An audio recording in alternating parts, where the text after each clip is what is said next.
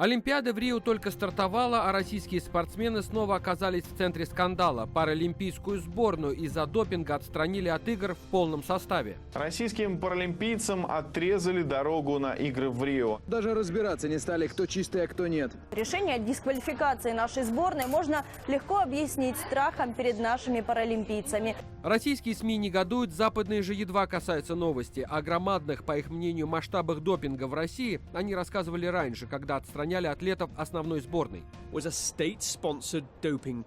Государственная допинговая программа в России достигла новых глубин мошенничества в спорте.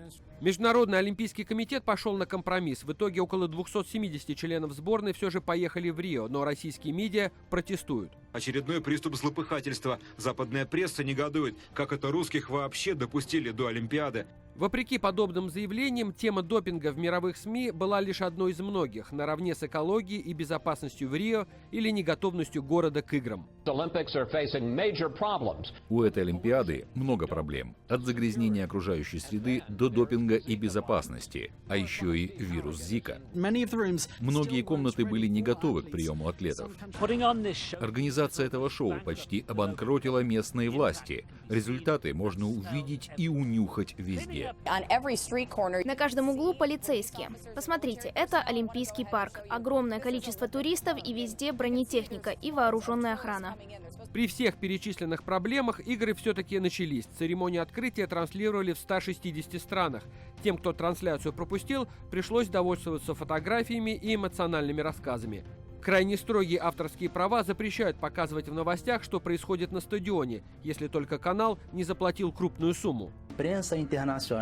Международная пресса широко освещала открытие Олимпиады. Большинство медиа акцентировали внимание на прекрасном празднике. Волшебные сцены на стадионе Маракана в Рио, где официально начались первые в Южной Америке Олимпийские игры. Невероятное световое шоу, зажигательные бразильские танцы и удивительные акробатические постановки. Всеобщее внимание привлек знаменосец сборной Тонга, полуобнаженный и вымазанный в масле. По-настоящему красочно и наверняка запомнится многим, несмотря на то, что эту Олимпиаду называли и анонсировали как самую дешевую. Выход сборной России на параде Олимпийских игр в Рио был освистан. Об инциденте российские СМИ не сообщили, но и без него нашли на что обидеться. Канал NBC, транслировавший церемонию в Штатах, показал Крым частью Украины. А немецкий таблоид Bild из-за допингового скандала отказался признавать успехи российских олимпийцев. Как и обещал, публикует таблицы результатов без их достижений. В ответ некоторые российские СМИ обесценивают игры. Байдарочник столкнулся с затопленным диваном во время заплыва в Рио. Казалось бы, это все, что нужно знать о летних Олимпийских играх в Бразилии.